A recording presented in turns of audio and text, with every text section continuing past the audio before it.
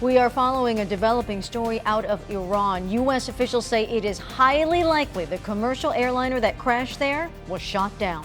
More than 100 people evacuated from a Rancho Bernardo building as crews looked into a potential gas leak this morning.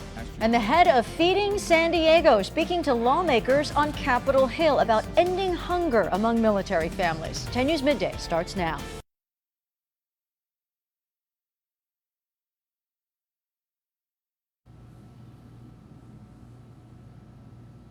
Welcome. We have some new developments regarding the airliner that went down in Tehran, killing all 176 people on board. I'm Virginia Shaw. I'm Jim Patton. U.S. officials now say they believe it was shot down by Iranian missiles. Multiple outlets reporting the assessment from U.S. intelligence. Still unclear what the U.S. thinks led up to the alleged attack, but today President Trump suggesting it may have been a mistake. Dozens of Canadians were on board the plane, and Justin Trudeau is expected to address the new allegations shortly. Now, Iran has suggested a mechanical failure may have caused that crash. This is all coming out as lawmakers in the U.S. and the White House debate how to move forward. ABC's Rachel Scott has the details. This morning, the tension between the U.S. and Iran easing as the fallout ripples throughout Washington. President Trump defending his order to kill Iran's top commander, Qasem Soleimani. We caught a total monster, and we took him out, and that should have happened a long time ago. We did it because they were looking to blow up our embassy. We also did it for other reasons that were very obvious. But the White House has not released any evidence to the public that Soleimani presented an imminent threat. Behind closed doors, the president's national security team gave a classified briefing to Congress. Democrats left outraged. Republican Senator Mike Lee calling it the worst briefing he's attended in nearly a decade. They had to leave after 75 minutes while they're in the process of telling us that we need to be good little boys and girls and run along and not debate this in public. I find that absolutely insane. The House now preparing to vote on a resolution to limit the president's power to act against Iran and make it clear he needs congressional approval if he wants to go to war.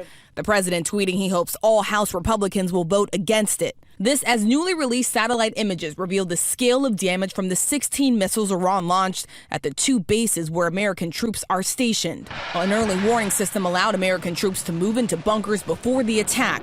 No casualties for U.S. or coalition forces, but overnight a small rocket attack near the U.S. Embassy in Baghdad. A spokesperson for the coalition saying there was no casualties or damage to facilities there. President Trump insists the Iranian regime appears to be standing down, announcing new economic sanctions, but no additional military action.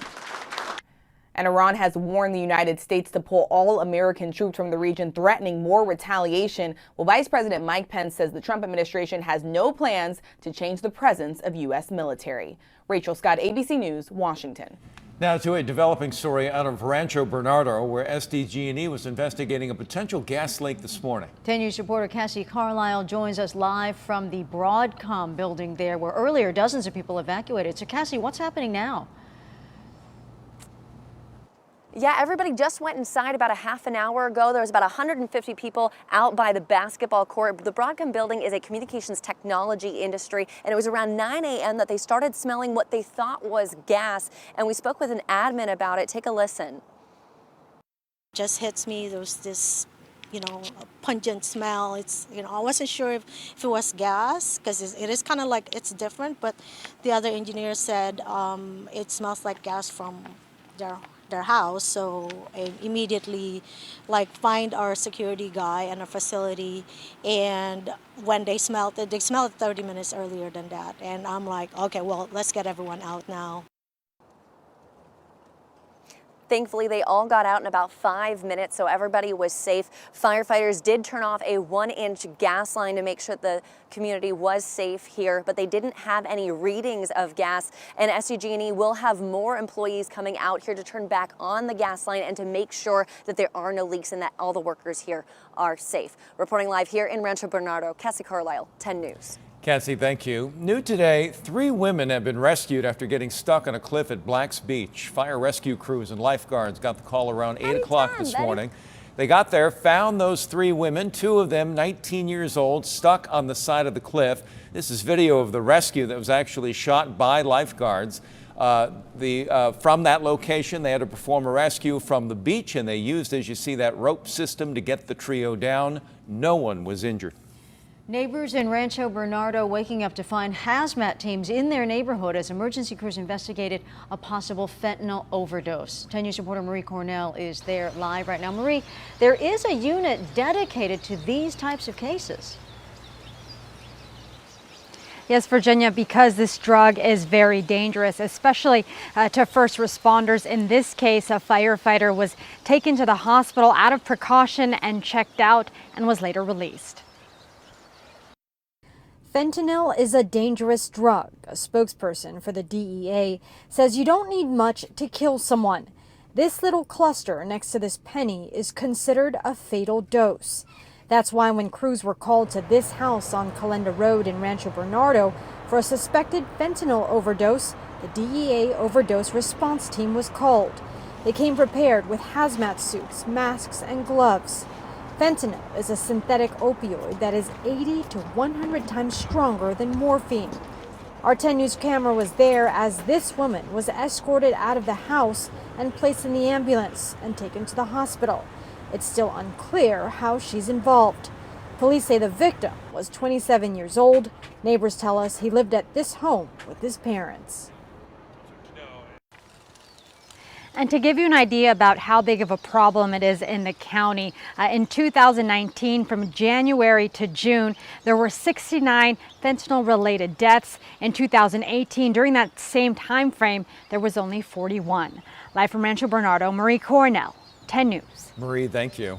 Today, Supervisors Diane Jacob and Nathan Fletcher will unveil their plans to crack down on flavored tobacco and e-cigarettes across the county.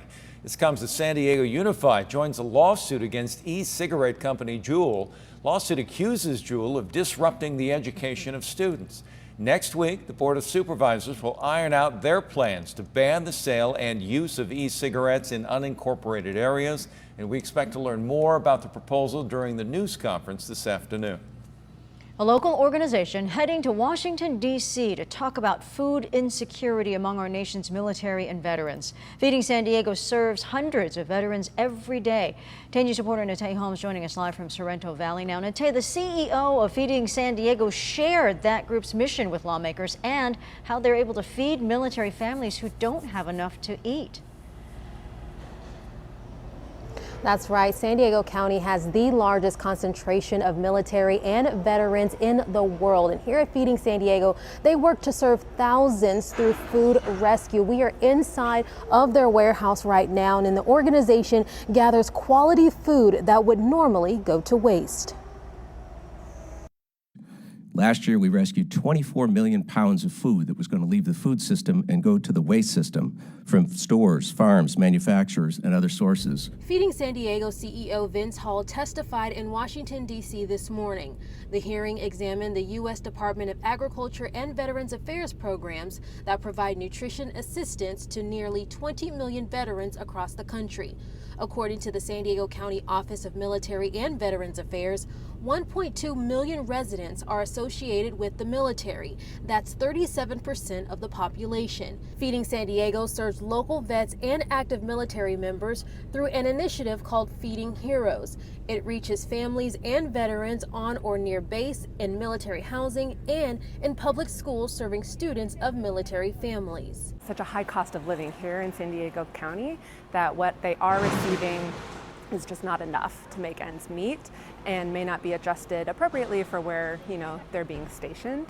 And so people on a daily basis are having to make those tough decisions, right, between maybe buying a nutritious meal or paying for other types of expenses. Over 2.3 million meals were distributed to veteran and military families last year. Now, following Hall's visit to Washington, D.C., the organization hopes there will be more awareness to food insecurity in our country, and maybe it will inspire other states to participate in food rescue. Live in Sorrento Valley, Natay Holmes, 10 News. Natay, thank you so much.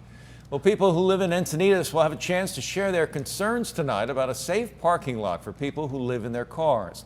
On Saxony Road, some neighbors say they want people living in their cars to have a safe space, But they are concerned about the lot's location. They say it's too close to homes, a YMCA, and an assisted living center. I don't mind probably getting help for the people, but at that location, I think there's a lot of issues. Lot is run by Jewish Family Service. It has a minimum of 25 safe spaces and operates year-round from 6 p.m. to 7 a.m. There's also security, bathrooms, and resources to help people get into permanent housing. Forum about the lot is at 6 tonight at the Encinitas Library.